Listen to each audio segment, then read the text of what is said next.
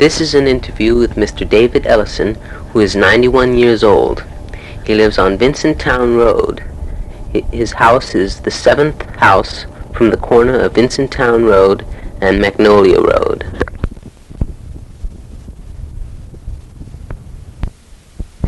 We have no house number. I've lived in Pemberton Township over 50 years.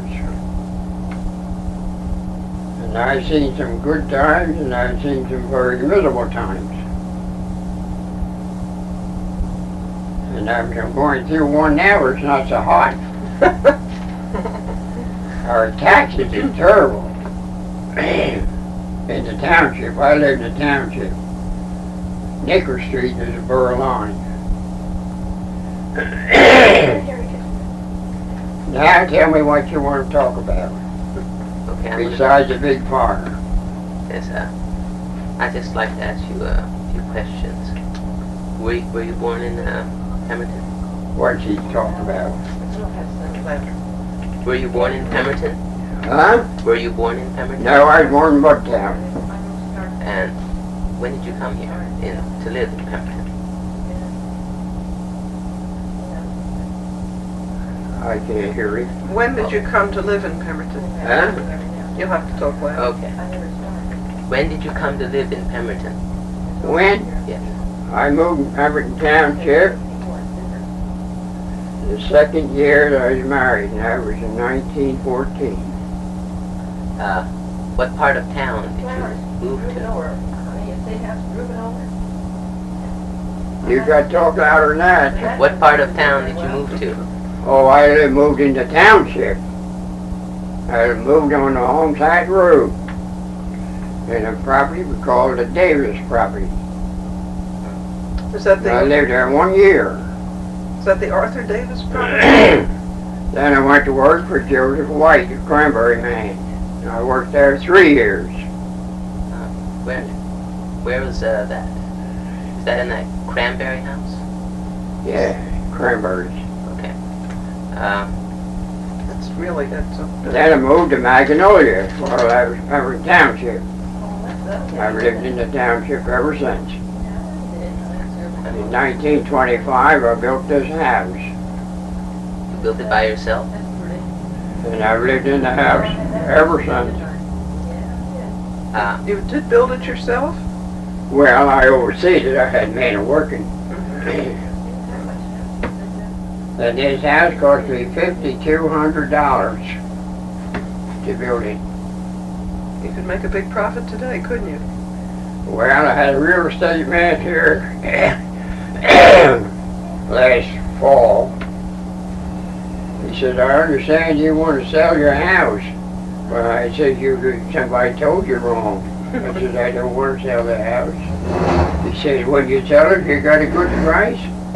I said, if you could tell me where I could move to another house, I might consider selling it, yeah.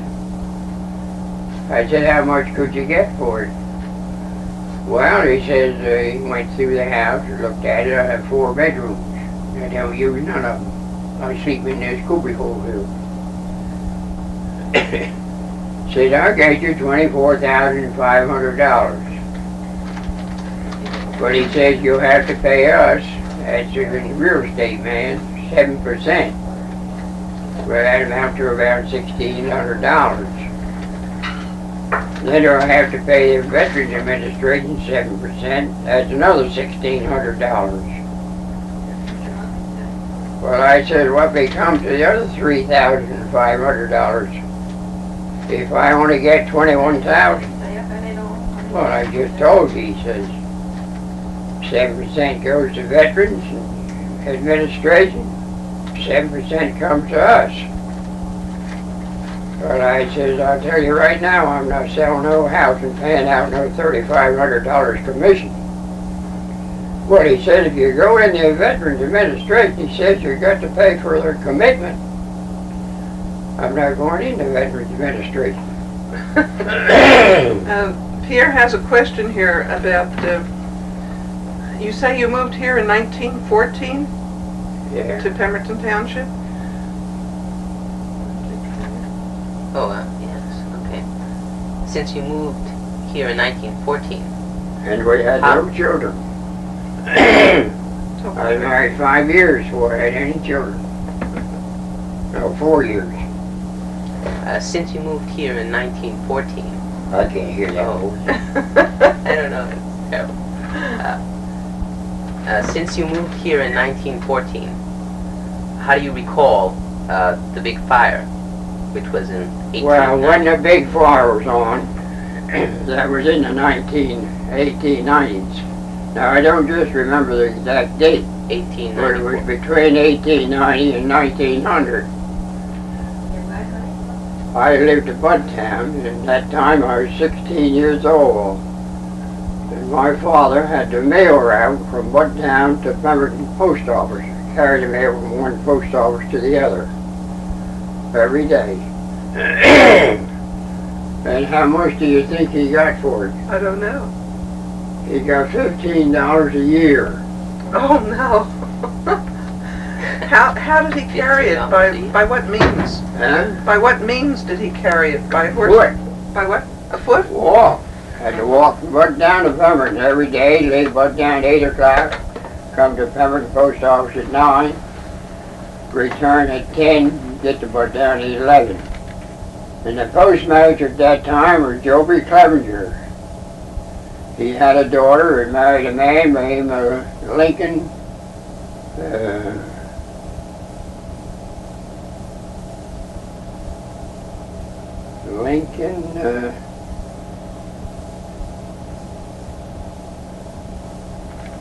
I know his name very well.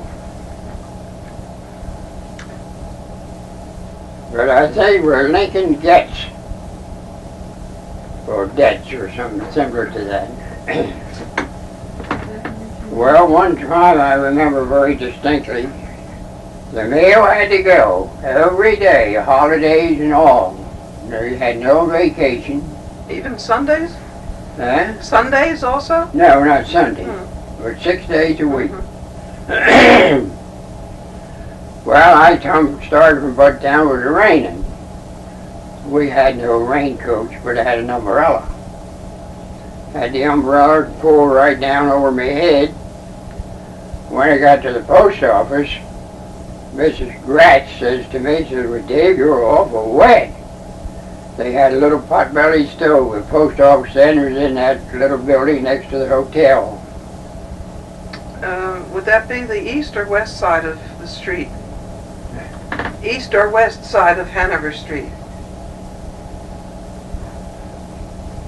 Same side as the drugstore? No, it's right at the end of the hotel. It was part of the hotel. Well, The hotel there were had 3 hotels. That's why I'm confused. There were 3. Well, You mean the Pemberton Inn that's still there? yeah. Oh, I see. That'd be the east Well, side of the this street. little then. one room's all I had. Mhm. It wasn't much bigger than this. Mhm. Well, she said you sat right down there. You had a little pot-bellied stove in there. And don't you move, she says, till you get dried off. Well, I sat there the whole hour. Still raining. Well, I said, "Mrs. Gratz, I got to go back. And I'm pretty dry now." But I said, "I'll be wet when I get home." I was. But she was so nice. She set the fire up to make it hotter, you know, to dry me off. And you know, I never caught cold. Good. You were carrying the mail for your father that day? Well, I was sworn in here in the post office by Mrs. Gratz and Mr. Clevenger as an assistant carrier. Of course, I couldn't carry the mail until I was 16. So my father drawed the money. I said $15 a year, I was wrong. It was $5 a month, $60 a year. He got $15 every 3 months. So that was about $5 a month. I think if Pierre and I changed places, maybe he could make you hear a little better. Why don't we try that? Okay? All right.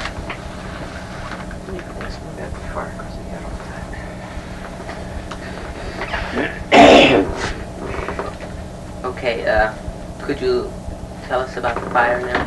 Huh? Could you tell us about the fire? Oh yeah, I can tell you all about the fire. That fire happened in the 1900s.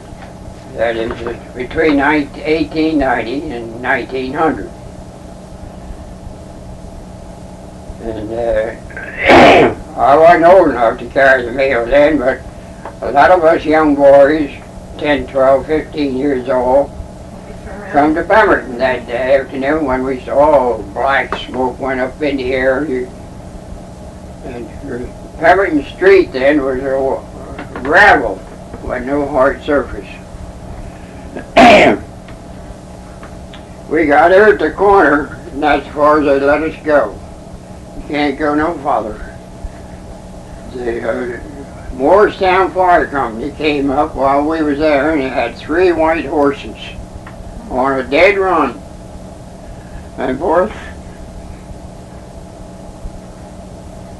them poor horses were pretty near suffocated. Oh my aunt, just as soon as they got to the bridge, they only hitched the horses and put them under their gristmill shed. There was a wild horse shed along there then.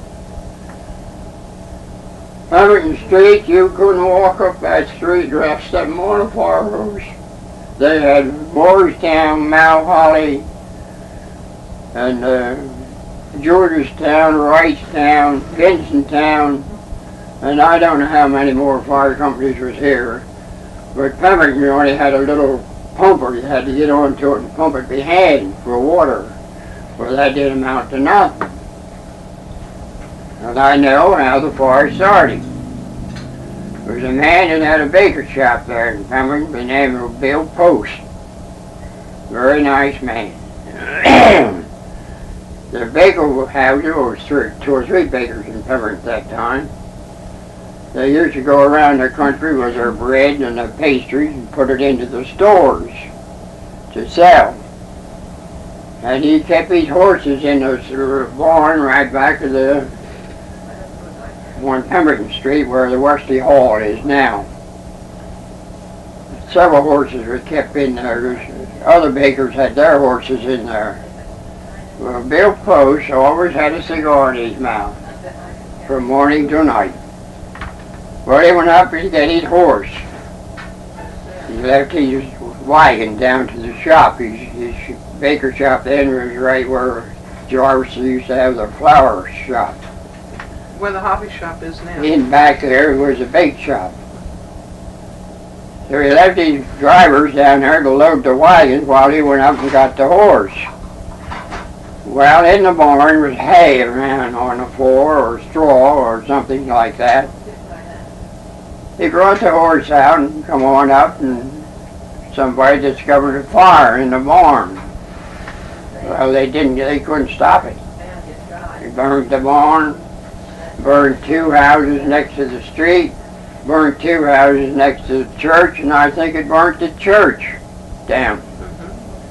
Yes.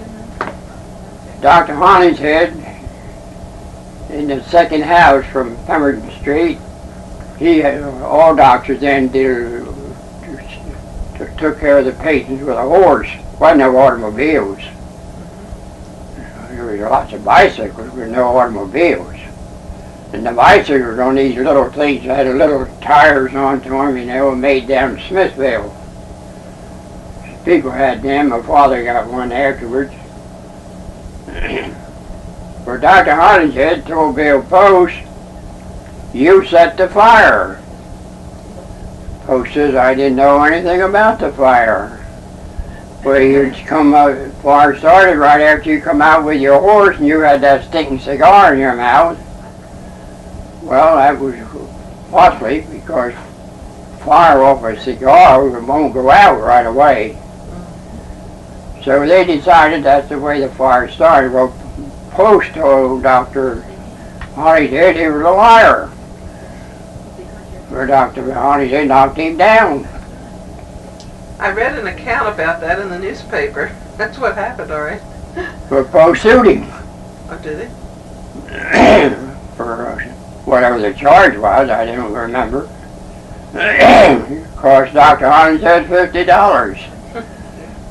Where doctors talking around town afterwards. He said, well, it cost me $50 to knock a post down. I wonder what it would cost me to knock down a panel fence. But that was a terrible fire. Could you see it from where you were? Could you see the fire? Well, I was only up this corner as far as they let us I go. see. Nobody go in that up down. Well, that hose was in the street. Oh, the street was just loading with hose. Well, that got over, and of course it started to clean up. The church was gone, the barn was gone, 4 houses were gone, and I guess if it hadn't been for Morristown, they'd have burnt the whole town down. Of course, they had a big steam engine for a fire engine, you know. And they could throw water up there, or a stream of water big around that. They soon just quenched the fire, but not till about 4 or 5 o'clock that afternoon. But of course, we had to go back home. We couldn't stay to see all of it.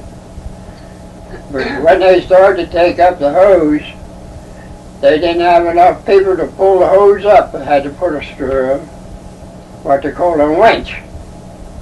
That's an instrument that runs with a crank, you know, wound them up to draw the hose back to the engine. They worked all night taking care of their deepers. The next day, the people started to clean up. Oh, it was a terrible mess. We was all over there the next day. And Bill Lippincott had a coal yard here in South Pemberton. And he had a team on there. Sam Wells had a team on there carting this stuff away. And they carted it up to the horseshoe farm. Where was that? Where the sand hole is now. Oh, North Cross. Where the lake is. Yeah. That was just a field growed up with little bushes and little trees. You mean the lake was not there then? The lake was not there? Oh no, there was nothing there but a field. And the house set back along the railroad, and the barn set back there. Well, that's where they carried this stuff from the fire up there and put it on this field, and then they finished burning it afterwards.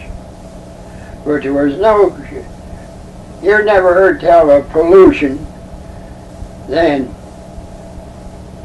But now you can't burn a pack of leaves out there unless they want to put a $50 fine on you. Look at my yard out there. We have a lot more people now. You know, it would cost me $20 to get the yard cleaned up. It would cost me $10 to get the stuff hauled up to the dump. There's $30 going to cost me to get that little yard cleaned up. I says I won't clean it.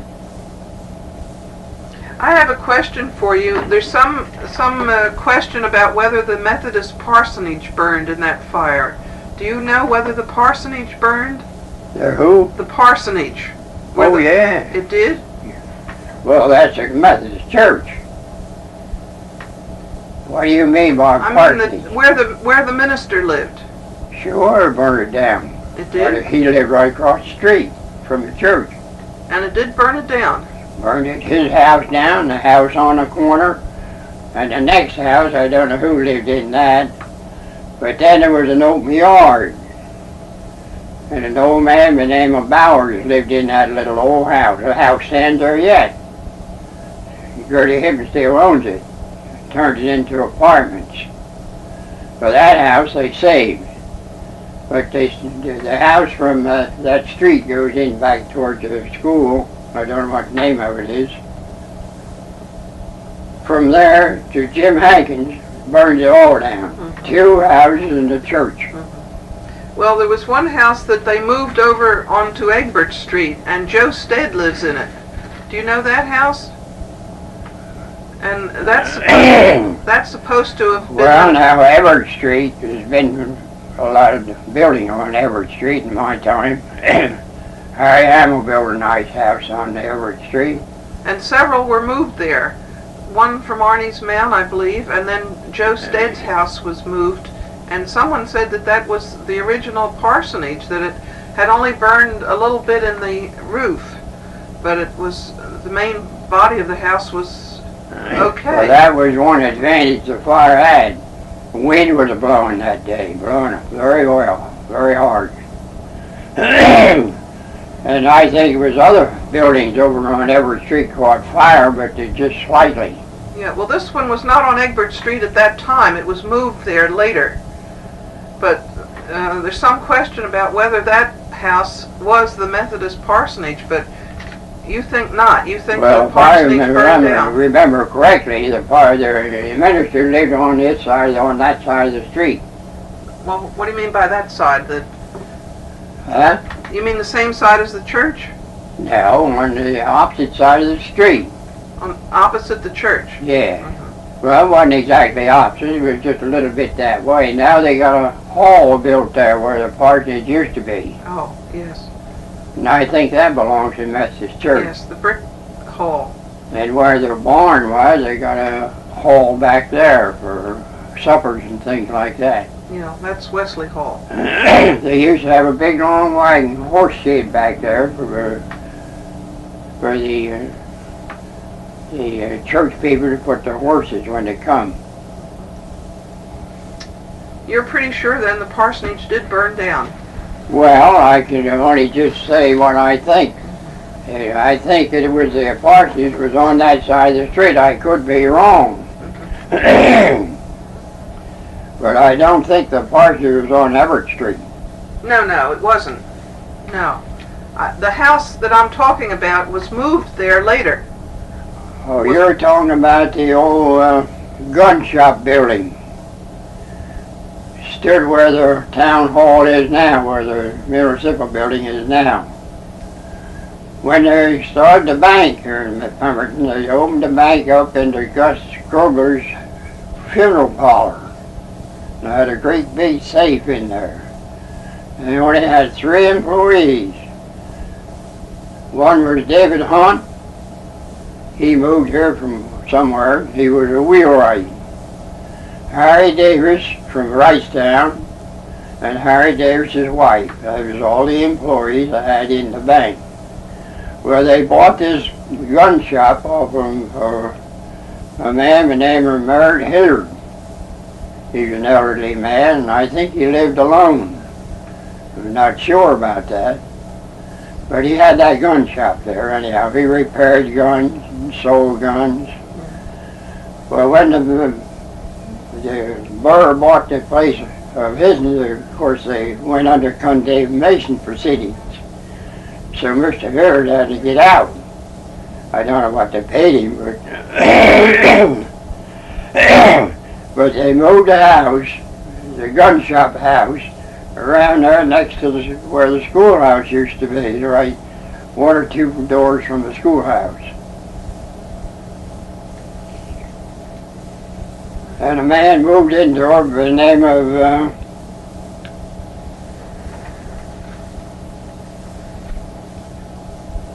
Dykes.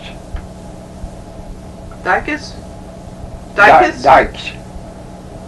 He's got 2 sons. One lives to Brown's Mill over, and the other one lives here up in next to the post office in back there. Yeah, I think they still live there. But that's not the house, that's not the building I was talking about. Well, now from that house on, the next house was a single house. Now that might be the one you're referring to. Then the next house was a double house, belonged to Tom Early. Tom Early owned a lot of houses in Pemberton. And the next house was an open space there. And I don't know who owned it, but Woody Wells lived in one end. He married Al Ewing's daughter. And the next house, Harry Hamill tore the house down, an old house, and put up a nice house there, Harry Hamill. Then the next place was Joby Cumser property. There's 5 houses along there that I know of besides the one that they moved. Now, I think there was a house between the one they moved and where they built the school. They hadn't built no school then. The high school wasn't there. No, they didn't build that, I think, till 1910.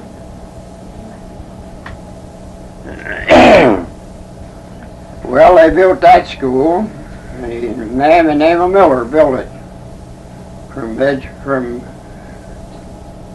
He lived in Delanco, but his office was in Asbury, or in Seaside.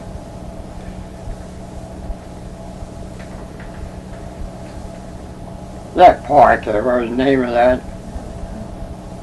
Delanco and Edgewater Park. Edgewater Park. That's where they had his office in there. You mean the man who built the school? The man who built the school? Yeah. Uh-huh. Now, I think it was Huey Miller. It couldn't have been Shaner from Morristown, but I think it was Huey Miller. I'm not too sure. But I worked for Huey Miller after I got married. And he used to talk about that building.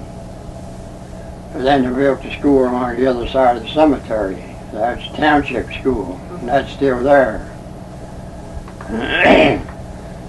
But Joby Clevenger, in 1900, they took the office-to-office service away, turned it into RFD. That's a Federal Rural Delivery. And a man by the name of Van Scarver lived down there to Birmingham. The house still stands there where he lived. He started carrying mail with a horse and a road cart in 1900. And I remember that very well. And I don't know how long he carried it, but after he carried it, after his time was up, I just forget who the party was that took it over. But a few years later,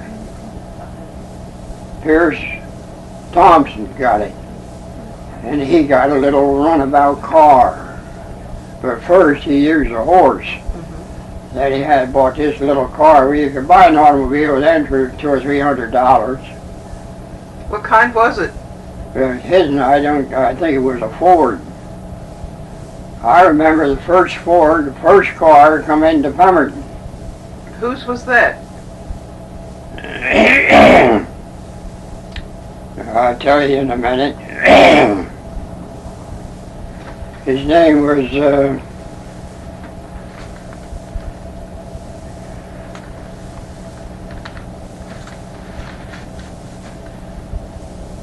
he lived in Bordentown. He had cranberry bogs up in Magnolia, on the road from Magnolia to New Lisbon.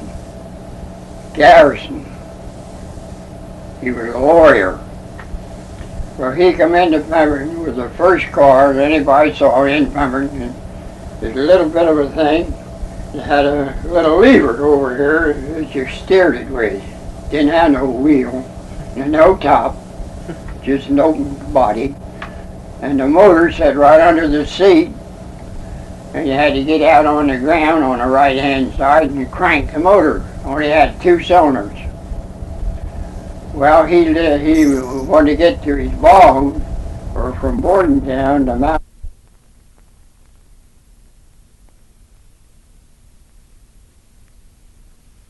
Yours. Isn't that something? I eat very little.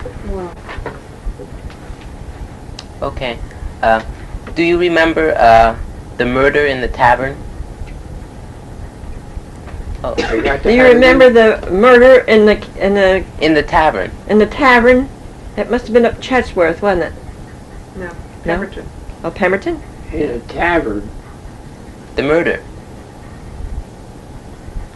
Well, there's taverns all over the country when I was young fella, but you didn't have to have no license to sell liquor. It was a murder, wasn't it? Murder there? In Yeah, Pemberton. it was a murder. In Pemberton. I guess you don't recall it. No, we don't, well, we've never heard very much about it, you know.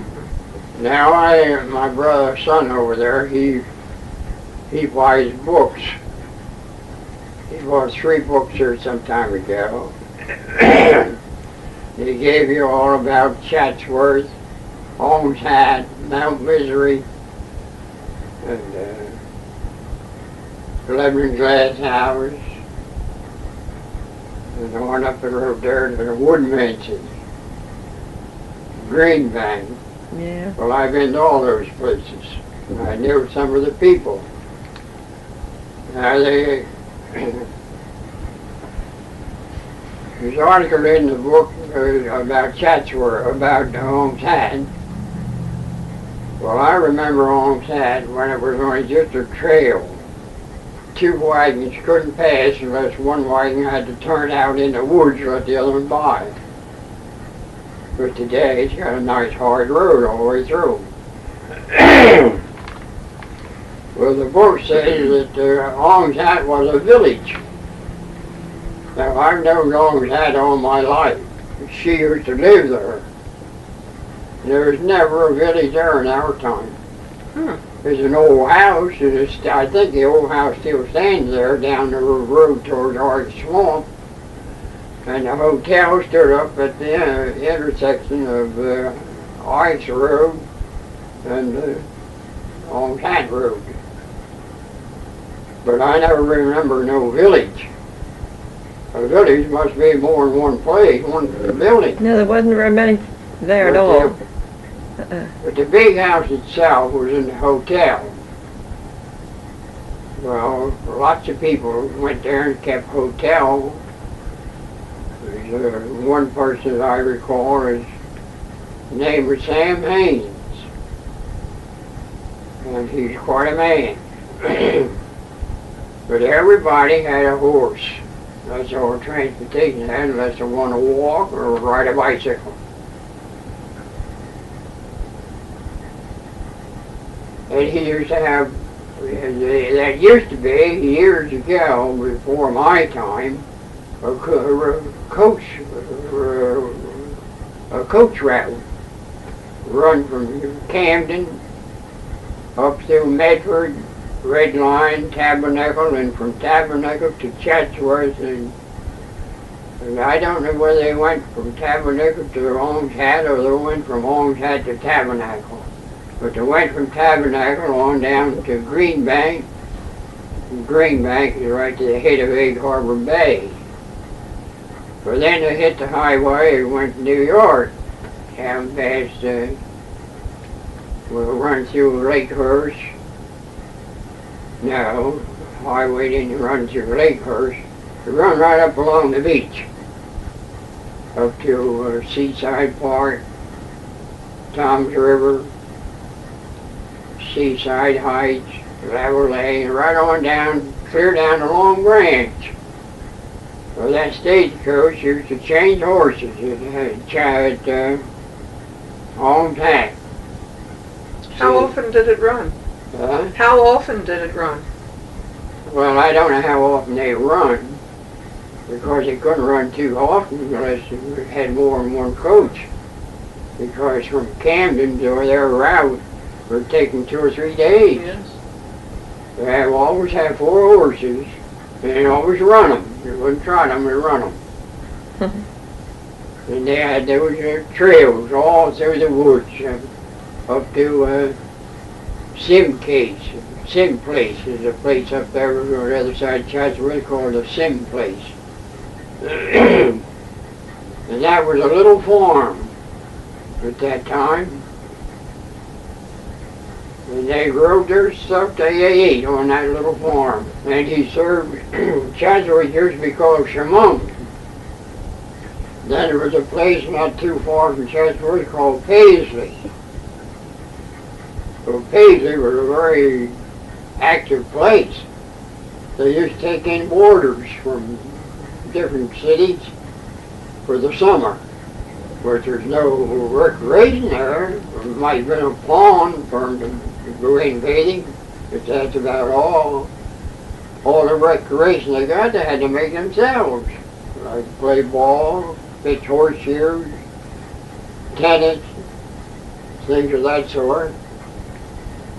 Well, when that coach went on through, everything stopped in that town. It was just like a ghost town. Nobody would be circulating around. But when that coach come along, boy, it was alive. I suppose the stagecoach ran until the railroads went through. Is that right? Yeah. Do you have an idea about what year that would be? Oh, yeah, Approximately? that was before my time. Before your time.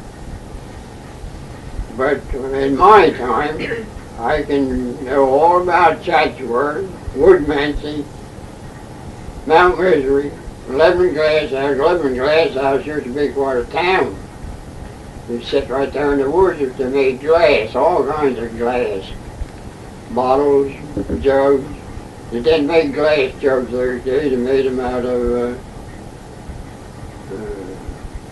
well, I don't know what the material was, but it looked like a stone. That was called Lebanon Glass House? The Lebanon Glass House was a little city. Oh. They employed quite a lot of people, but it was right there in the woods.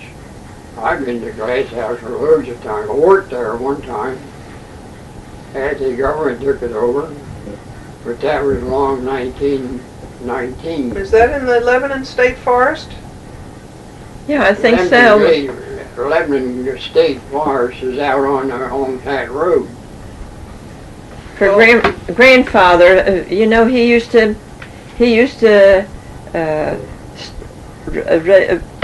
I don't know what you would call this here, is a coal or some kind of coal they use. Charcoal. Charcoal.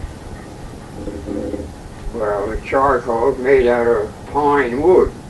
The poor old grandfather, he used to They cut the do pine that. wood, and they set it up like an Indian tent, like a wigwam they call them, and put a fire in the center of it, and the fire dries that wood out till it goes down to coal.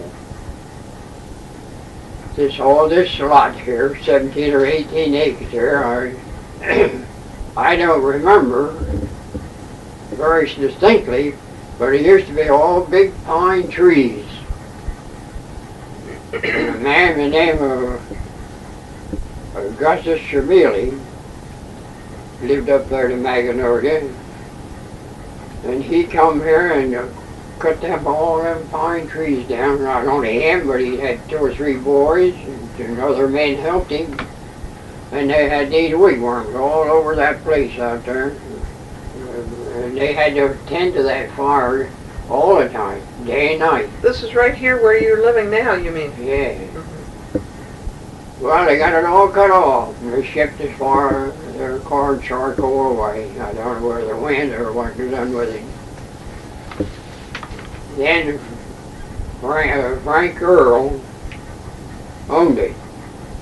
And of course, he benefited from the operation. But after they got it all cut off, they went to work and blowed up the stumps and set the thing out in peach trees. I remember that very well when this was all peaches. But the ground wasn't the kind of ground that peach trees needed, so they didn't do very good. Did it go up as far as the corner, up at the intersection up here? Huh? Did it go up, did it extend up as far as the corner of Route 38? What, this property? Well, the 7 or 8 acres you're telling about.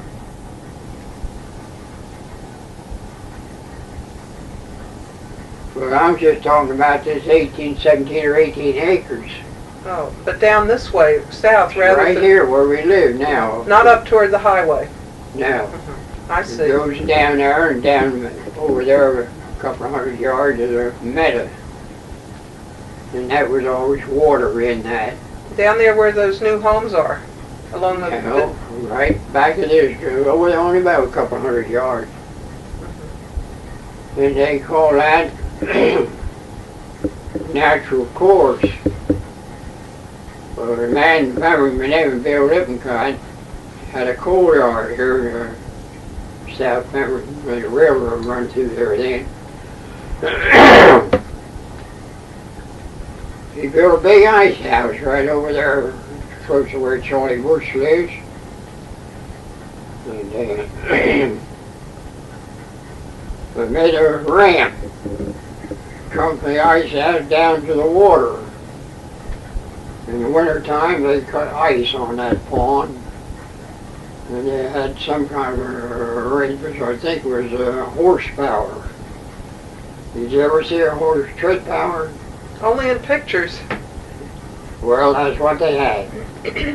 When they cut the ice, they flew it up to this ramp, and that horses would stand in this power, or they walk up the power like that, and that would run the belt, the machine.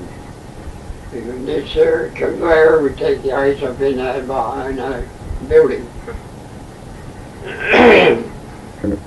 And on up where the other side of Ben Bowles, or no, the other side of Vincentown Road, was another pond. And that was always full of water. And the hotel keeper at that time, I think, was either Buell or Davis, I don't remember which. Golden Montgomery was a very considered a wealthy man, but today he considered him a poor man. Well, they done the same thing, put up a building up there and stored the ice. And then in the summertime, they cart that ice all over everywhere. Up to Brownsville, over to Juniorstown, and Vincentown, all around to sell it. But Vincentown had a plant of their own, so of course they didn't do much business over there. But Birmingham had a big boarding house down there, had over 100 rooms in it, and people used to come there during the summer.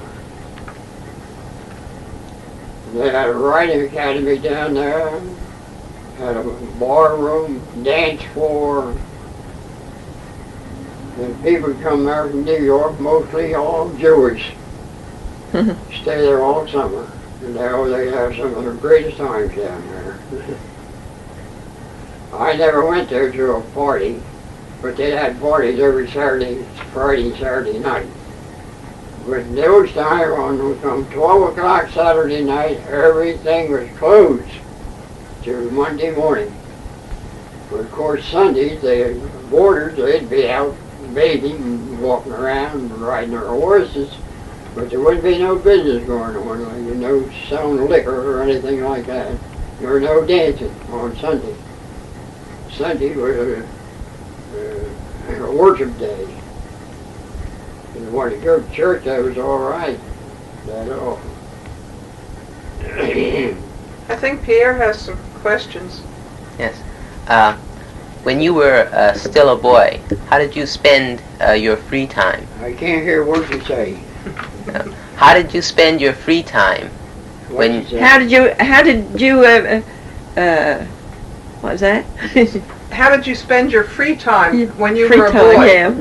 Well, in Budtown, you just had the town. That was all. There was no recreation in Budtown. The boys used to play marbles, shoot horseshoes, And things like that. And Sunday, they had to go to Sunday school. All the children in Vincentown had to go to Sunday school on Sunday. and church. Well, they didn't have to go to church, the children, but they were grown enough to go to church. But there's nothing else for the children to do, only play in the street. Play hide and seek. Called a game called Sheepy Run. Things like that. That's all the recreation has, what they made themselves. Well, my grandfather, he used to make my brother, next to me, I had two brothers, he made himself a bicycle out of a wagon wheel. And boy, that was something. He used to ride it up and down the street. Nobody else couldn't ride it.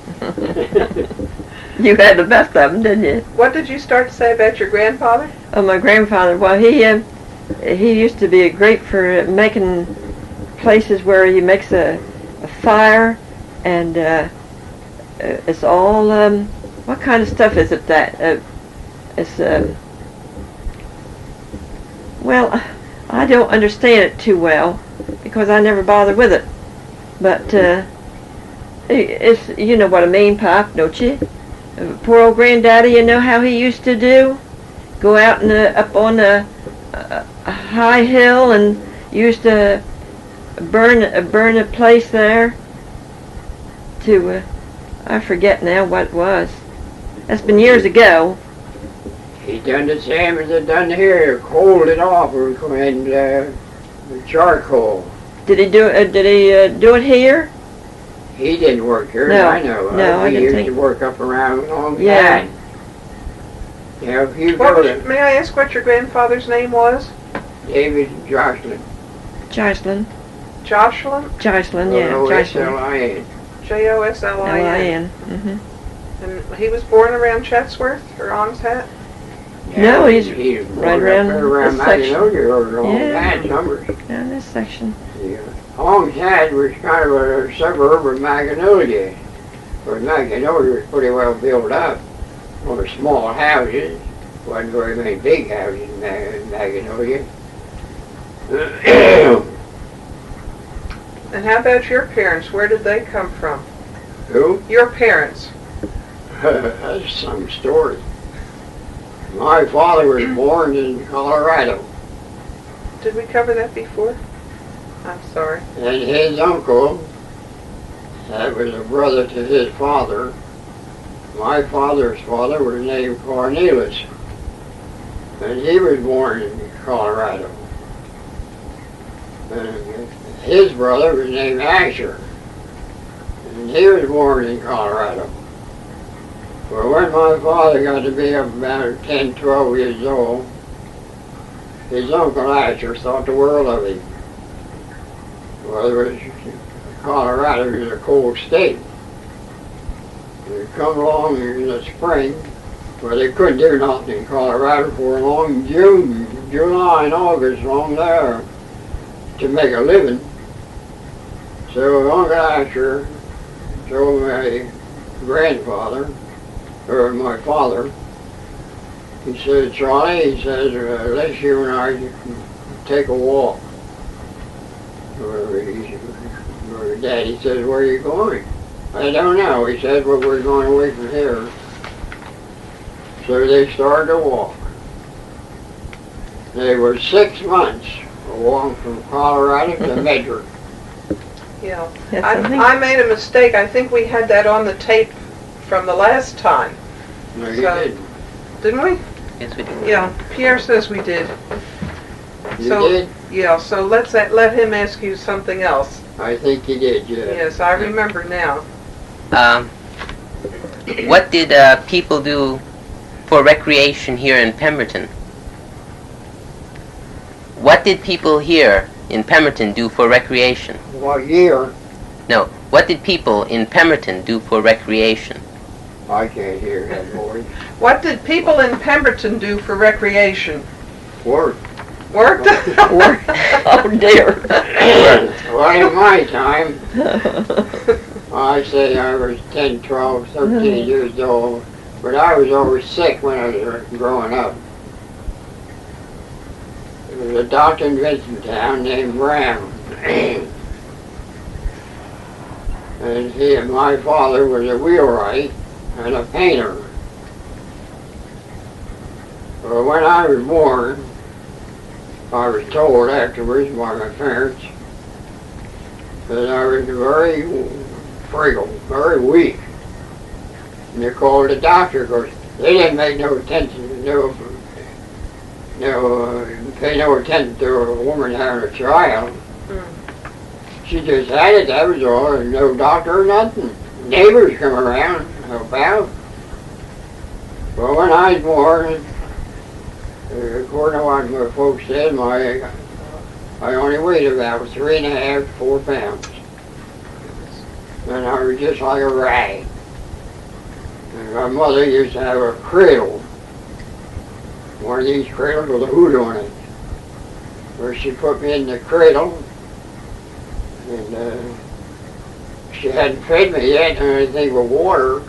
That's the first thing you give a baby is water. And a very little at that. Well, I called the doctor. I went after the doctor. He couldn't call nobody. There were no telephones. or nothing like that. Somebody had to go there and ask him to come. So if he come out, boy, he says, this boy, he's got to have some medication. So he started to feed him medicine. Well, in those days, there was no patent medicine, only Bateman's drops and Bashman's mixture. What was the first one? Bateman's drops. Bateman's drops? Yeah. What were they for? Babies, I guess. What were they for? Well, they're for to improve a person's health, maybe. And they're still in existence, Bateman's drops. Oh, are they? I never heard of them. You never did. No. Oh yes, a lot of people couldn't go to sleep if they didn't have that. Is somewhat mixed with drugs. Oh, I see. Now, I don't know the ingredients, but I know they use them for doctor cancers. The man put down had a cancer on his lip. And that's all they put on that cancer were Bateman's drops. But it didn't cure the cancer. But it helped it. Well, there's my father. After I got a few days old, they started to feed me. And Dr. Brown said, now don't give him no thing like meat nor potatoes, but you can give him bread soaked in water, Oh dear. sweetened water, or you could give him dry bread to let him water around in his mouth, but don't let him swallow it. Oh, for heaven's sakes. So I lived on bread and water there till I was 3 or 4 years old. It's amazing. That's all I got, bread and water. And here you are, And my 91 arms. years old. My mother told me Oh, a couple of yes. times that my arms were no bigger than a broom handle. And they thought sure I was going to pass out. Well, that's And really the incredible. doctor, he didn't know what was the matter with me. So he doctored me come once a week for 12 years. So he come up one day, he built all the physics you had would be a castor oil, Epsom salts, or mineral oil. That's all the physics I had. Milk of magnesia. Had no pills. I know Had that's no what liquid, I used to get used to that, all right. Physics stuff. Well, the doctor said to my father, he said, Charlie, I've done everything I know to recruit that boy up. Make him, but I couldn't go to school. I couldn't run. I couldn't run Corsi. When you were 12 years old? Well, between 12 and 7. I know you said you were still wearing dresses when you were 7. I wore dresses till I was 7 years old. He was a cute little girl. And my mother Little made me. girl. He was a cute little But girl. I had milk after I was 3 or 4 years old. They started feeding me milk. And in those days, you have a bottle with a tube stuck in the bottle and a nipple on the end of it about that far off. You put the tube bottle in your pocket. And you take the tube and put it in your mouth. I'd run around town with that thing in my mouth. Oh, me. Well, when I was 7 years old, my mother made me a suit of clothes from office stuff the other boys had. I remember just as well as anything, she made me a red blouse. On this side, the front pocket didn't have big enough to hold me milk bottle. On this side, she had another little pocket, small pocket. He was a big baby. Oh, me. Summerfield Bud, he was a storekeeper. And What was the first name? his name was John Summerfield Bud. Oh, Summerfield. Yeah. And his wife was named Rebecca Page before he married her. This was And at they had one child, a girl.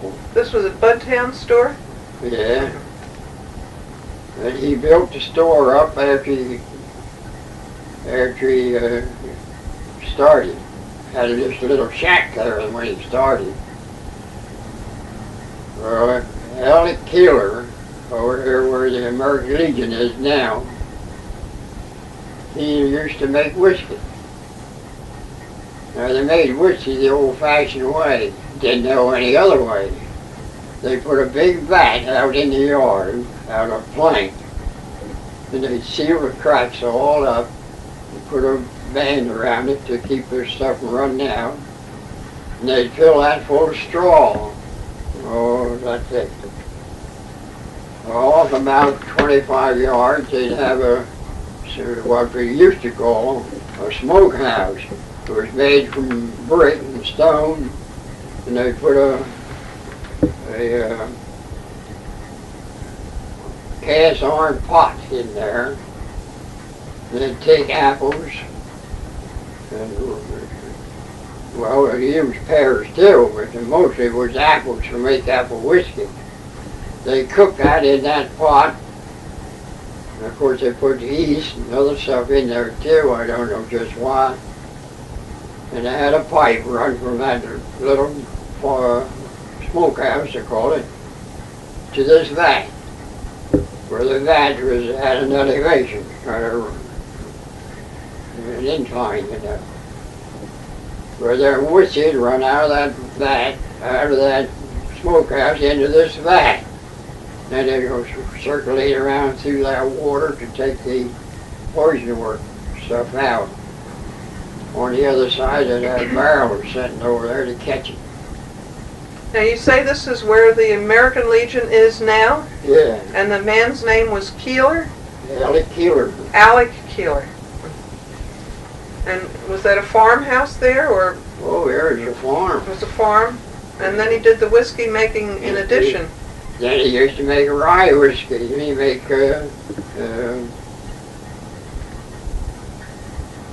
rye corn whiskey. Well, Summerfield Bud comes over there to him and says to him, I'll buy all your whiskey you make for 50 cents a gallon. And I was around 8, 9 years old then. And I used to come to Mr. Bud over here to get the whiskey. He used to get 4 or 5 barrels at a time. Around 40, 50 gallons in a barrel. 50 cents a gallon. You take it over there, and had built his store up then. You had a big basement down there, and you put a rack down there to put these barrels on. Well, Theodore Bud and John Forsythe, and I don't think there was any others that started in to clear up ground for cranberries, but they had hundreds of people up there working.